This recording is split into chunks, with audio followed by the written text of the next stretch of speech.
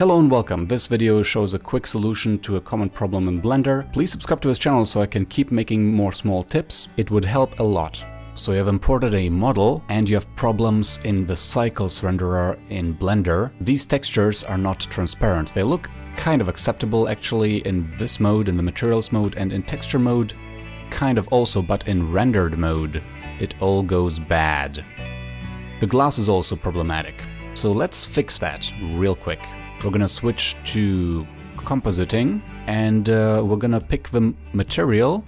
Also, let's enable a preview and have a nice view at the material. Here we go. So what we have here is an image texture that goes to a diffuse shader. There might also be a glass BSDF here. I recommend you replace it with a diffuse one because sometimes it just happens when importing a model and converting it. So we're starting with the diffuse and we're gonna add a transparency shader. So we're gonna hit Shift A, enter for search, and transparent.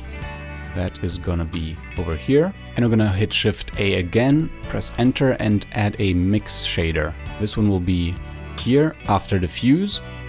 And we're gonna move transparent down here. And we're going to make the alpha of the image affect the factor of the mix shader. And we're gonna move the transparent BSDF to the shader number 2 of the mix shader. And now to fix how it looks now, we're gonna add one thing. Shift A, search, texture, coordinate. We're gonna put this at the front and get UV into the vector. And one last thing, let's reverse the order of these shaders. There we go. And the material is finally fixed. The transparency of the image is being preserved. Fantastic.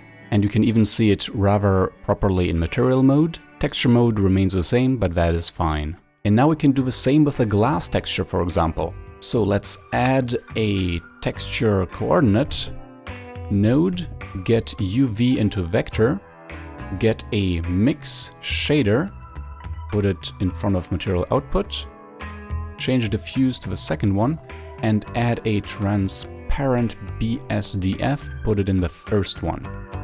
And now we're gonna get the alpha from image texture into the factor. And it's done. The transparency of the image now defines the transparency of the glass material in the renderer. Fan-freaking-tastic. I hope this helped. Make sure to give this video a like and subscribe, and I will see you next time. Ciao!